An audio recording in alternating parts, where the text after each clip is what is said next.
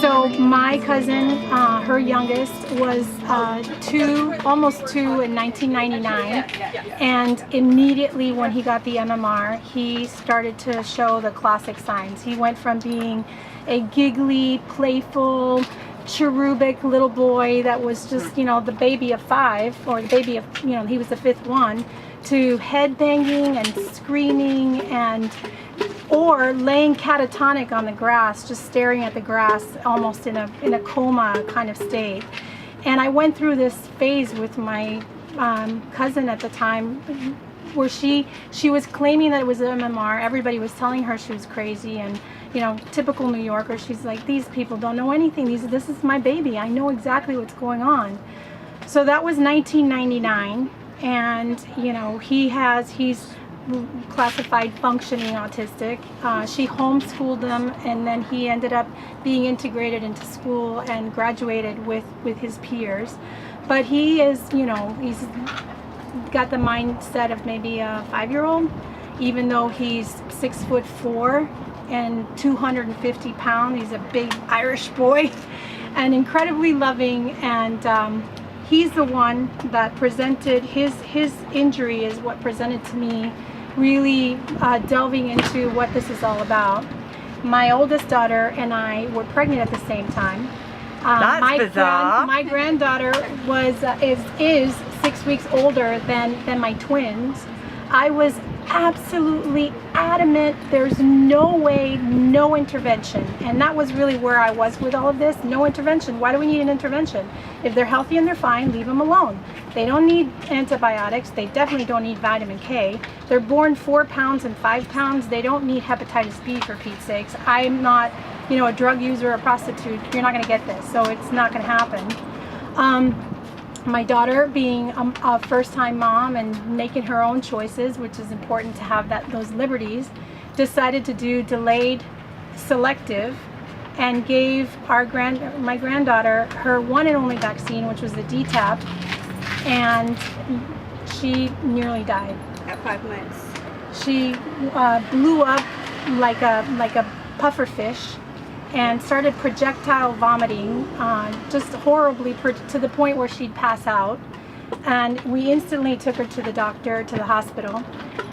In the hospital, she was so severely dehydrated that hospital couldn't put an IV in, so we needed to ambulance her over to Phoenix Children's Hospital. And in Phoenix Children's Hospital, they needed to do a PICC line, and her skin started to practically fall off. She had such awful, it was so sad, and she was so completely suffering, and the projectile vomiting would continue on, and you know, the vomiting would go to the point that she would have seizures. And she needed to have a PICC line to the heart, and I'll never forget all of us pinning down this baby who was unable to cry because she was so dry and blown up, and the nurses couldn't get it into her because she was so completely inflamed. And was in the NICU, or not the NICU, the telemetry. Yeah, telemetry for nearly 4 months. And those 4 months turned into 4 years of recovery, working with our naturopath and homeopath. We eat healthy, and so we had other mindsets that were already going to be available, but that one vaccine nearly killed her. So my kids are totally unvaxxed, as is my grandson. They've never been to an allopathic doctor. They've never seen a pediatrician. They have never received an antibiotic. And has anyone given you any abuse for not going to see pediatricians? I am such a loudmouth and so convicted to what I believe is the right thing for us, and have generated a real sort of solid way of communicating that I personally have not. So here's the other thing I want to offer. I want to offer parents that are paying attention, and I know that most people listening right now are already of this mindset and already have this footing, but it's our responsibility to hold hands with those that don't have that courage yet and don't have that understanding yet, and become a parent mentor. So if you believe that you have just a small amount of information that gives you the wherewithal where you confidently say no thanks, not for me, then it's important that we hold the hand of another parent to be, or another parent that may have toddlers, or are still kind of working through those stages of parenting, and give them some guidance. And the way that I think the best guidance is offered to somebody who may not have the information is, hey, how about if we sit one day, have you ever researched the ingredients?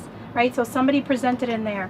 Or have you ever researched whatever it is that you're most confident about, and give them this little piece so that they feel they A, have an ally to go to when they have questions, so it's a resource, and B, start really getting empowered. The more empowered parents become to claim what, somehow through indoctrination has been taken, the more likely we are to shift this thing. How can people get hold of you? So I am best reached through Facebook. Showupday.com is a Facebook page. I have a nationwide... Showupday.com. Yes, write it in the little message thing, showupday.com.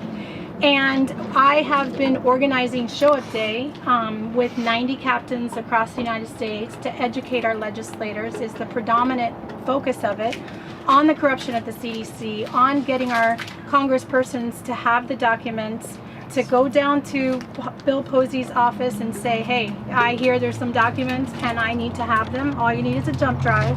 Show Up Day, not date. Show Up Day. No date! That's parents, isn't there? Showupday.com. Show Up Date. So the other thing that was part of my journey that I also want to encourage parents out there is, I was divorced for 8 years before my ex, who was completely on the same page as I was with this particular topic, decided to take me to court to have our kids fully vaccinated before he and his new partner had their baby.